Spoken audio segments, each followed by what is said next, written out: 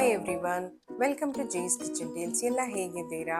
ಇವತ್ತು ನಾನು ಬಜ್ಜಿ ಮೆಣಸಿನ್ಕಾಯಿಂದ ಒಂದು ಪಲ್ಯ ಹಾಗೂ ಸ್ಟಫ್ಡ್ ಚಿಲ್ಲೀಸ್ ಹೇಗೆ ಮಾಡೋದು ಅಂತ ತೋರಿಸ್ಕೊಡ್ತೀನಿ. ಇದು ಬಹಳ ಸುಲಭ ಹಾಗೂ ಬಹಳ ಬೇಗ ಮಾಡ್ಬೋದು.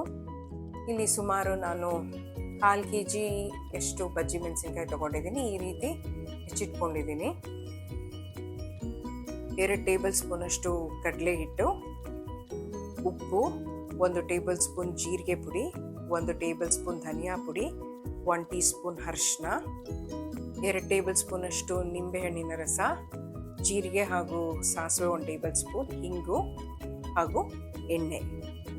ಮೊದಲಿಗೆ ಒಂದು ಬಾಣಲಿಗೆ ಸುಮಾರು 2ರಿಂದ 3 ಚಮಚ ಅಷ್ಟು ಎಣ್ಣೆನ ಸೇರಿಸ್ಕೊಂಡು ಸಾಸಿವೆ ಹಾಗೂ ಜೀರಿಗೆನ ಸೇರಿಸ್ಕೊಳ್ತಾ ಇದ್ದೀನಿ.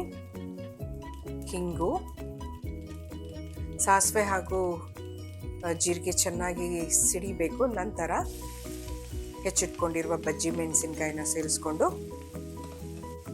ಲೋ ಟು ಮೀಡಿಯಂ ಫ್ಲೇಮಲ್ಲಿ ನಿಧಾನಕ್ಕೆ ಬೇಯಿಸ್ಕೊಳ್ಬೇಕು. ಬಜ್ಜಿ ಮೆಣಸಿನ್ಕಾಯಿನ ಜಾಸ್ತಿ ಬೇಯಿಸ್ಕೊಳಕ್ಕೆ ಹೋಗಬಾರ್ದು. ಸುಮಾರು 70 to 80% ಅಷ್ಟು ಬೆಂದರೆ ಸಾಕು. ಇಲ್ಲಿ ನಾನು ಹಸಿ ಮೆಣಸಿನ್ಕಾಯಿ ಏನೂ ಸೇರಿಸ್ಕೊಳ್ತಾ ಇಲ್ಲ. ಬಜ್ಜಿ ಮೆಣಸಿನ್ಕಾಯಲ್ಲಿರೋ ಬೀಜ ತೆಗೆದಿಲ್ಲ, ಹಾಗಾಗಿ ಸ್ವಲ್ಪ ಖಾರ ಇರುತ್ತೆ. ಸ್ವಲ್ಪ ಸ್ಪೈಸಿಯಾಗಿ ಬೇಕು ಅನ್ನೋರು 2 ಹಸಿ ಮೆಣಸಿನ್ಕಾಯಿನ ಸೇರಿಸ್ಕೊಳ್ಬೋದು. ಬಜ್ಜಿ ಮೆಣಸಿನ್ಕಾಯಲ್ಲಿ ವೈಟಮಿನ್ ಸಿ ಜಾಸ್ತಿ ಇರುತ್ತೆ ಹಾಗೂ ಇದು ಹೆಲ್ತ್ ಕಾನ್ಷಿಯಸ್ ಇರೋರು ಧಾರಾಳವಾಗಿ ಬಳಸ್ಬೋದು. ಕ್ಯಾಲೋರೀಸ್ ಕಮ್ಮಿ ಇರುತ್ತೆ ಇದರಲ್ಲಿ. ರುಚಿಗೆ ತಕ್ಕಷ್ಟು ಉಪ್ಪನ್ನು ಸೇರಿಸ್ಕೊಳ್ತಾ ಇದ್ದೀನಿ. ನಂತರ ಅರಿಶಿನ ಸೇರಿಸ್ಕೊಳ್ತಾ ಇದ್ದೀನಿ. ಕೊತ್ತಂಬರಿ ಪುಡಿ, ಜೀರಿಗೆ ಪುಡಿ ಎಲ್ಲ ಸೇರಿಸ್ಕೊಂಡು ಮಸಾಲೆ ಎಲ್ಲ ಚೆನ್ನಾಗಿ ಮೆಣಸಿನ್ಕಾಯಿ ಹೊಂದ್ಕೊಳ್ಳೋ ರೀತಿ ಲೋ ಫ್ಲೇಮಲ್ಲಿ ಬಾಡಿಸ್ಕೊಳ್ಬೇಕು. ಈ ಪಲ್ಯಕ್ಕೆ ರುಬ್ಬೋ ಅಂಥದ್ದು ಹೆಚ್ಚಿಟ್ಕೊಳ್ಳೋವಂಥದ್ದು ಏನೂ ಇಲ್ಲ. ಮೆಣಸಿನ್ಕಾಯಿ ಒಂದು ಹೆಚ್ಚಿಟ್ಕೊಂಡ್ರೆ ಬಹಳ ಸುಲಭವಾಗಿ ಸುಮಾರು 5 ನಿಮಿಷದಲ್ಲಿ ಈ ಪಲ್ಯ ರೆಡಿ ಆಗಿಬಿಡುತ್ತೆ. ನಂತರ ಸುಮಾರು 2 ಟೇಬಲ್ ಸ್ಪೂನ್ ಅಷ್ಟು ಕಡಲೆ ಹಿಟ್ಟನ್ನು ಸೇರಿಸ್ಕೊಳ್ತಾ ಇದ್ದೀನಿ. ಇದು ನೀರಲ್ಲಿ ಏನು ಬೆರೆಸಿ ಸೇರಿಸ್ಕೊಳ್ಬೇಕು ಅಂತ ಏನಿಲ್ಲ, ಹಾಗೆ ಸೇರಿಸ್ಕೊಳ್ಬೋದು. ಇದು ಒಳ್ಳೆ ಬೈಂಡಿಂಗ್ ಕೊಡುತ್ತೆ, ರುಚಿನೂ ಕೊಡುತ್ತೆ ಪಲ್ಯಕ್ಕೆ. ಕಡೆಯದಾಗಿ ಅರ್ಧ ಹೋಳಿನ ನಿಂಬೆ ರಸನ ಸೇರಿಸ್ಕೊಂಡು ಚೆನ್ನಾಗಿ ಮಿಕ್ಸ್ ಮಾಡಿಕೊಂಡ್ರೆ ರುಚಿಯಾದ ಬಜ್ಜಿ ಮೆಣಸಿನ್ಕಾಯಿ ಪಲ್ಯ ರೆಡಿ.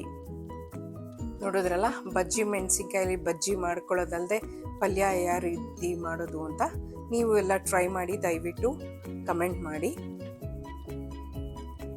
ಈಗ ಮತ್ತೊಂದು ಬಜ್ಜಿ ಮೆಣಸಿನ್ಕಾಯಿ ರೆಸಿಪಿ ಸ್ಟಫ್ಡ್ ಚಿಲ್ಲೀಸ್ ಹೇಗೆ ಮಾಡೋದು ಅಂತ ತೋರಿಸ್ಕೊಡ್ತೀನಿ. ಇದಕ್ಕೆ ಬೇಕಾಗಿರುವ ಸಾಮಗ್ರಿಗಳು: 1 ಕಪ್ ಅಷ್ಟು ಕಡಲೆ ಹಿಟ್ಟು, ರುಚಿಗೆ ತಕ್ಕಷ್ಟು ಉಪ್ಪು,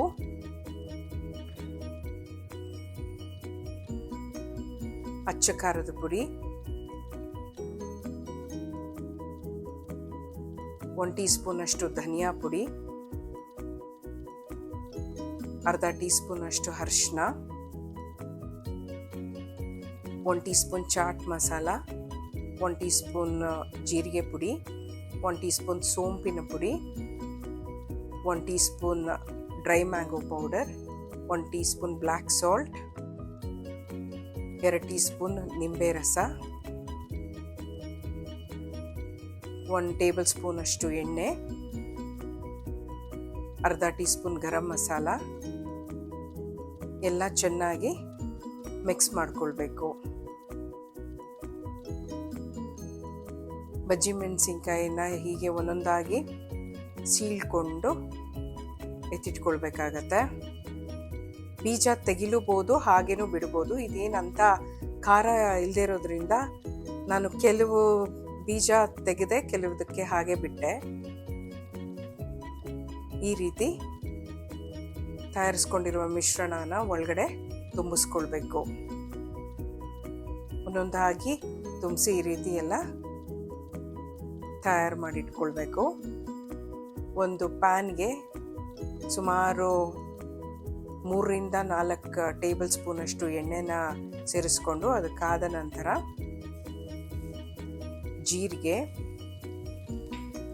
ಹಾಗೂ ಹಿಂಗನ್ನು ಸೇರಿಸ್ಕೊಂಡು ಜೀರಿಗೆ ಸಿಡಿಲಿಕ್ಕೆ ಶುರು ಆದಾಗ ನಾವೆಲ್ಲ ತುಂಬಿಸ್ಕೊಂಡಿರ್ತೀವಲ್ಲ ಬಜ್ಜಿ ಮೆಣಸಿನ್ಕಾಯಿನ ಒಂದೊಂದಾಗಿ ಎಲ್ಲ ಈ ರೀತಿ ಪ್ಯಾನಲ್ಲಿ ಜೋಡಿಸ್ಕೊಳ್ಬೇಕು.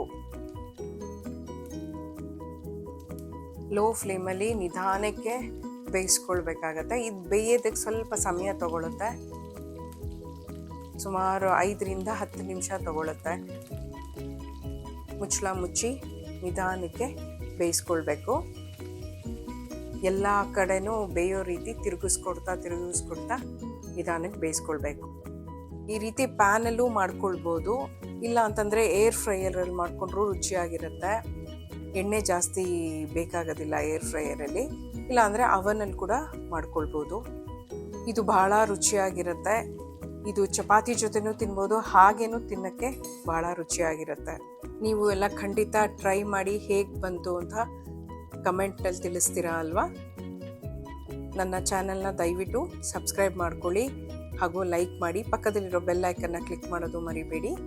ಮುಂದಿನ ವಿಡಿಯೋದಲ್ಲಿ ಮತ್ತೆ ಸಿಗೋಣ. ಅಲ್ಲಿವರೆಗೂ take care. Love you all. Bye.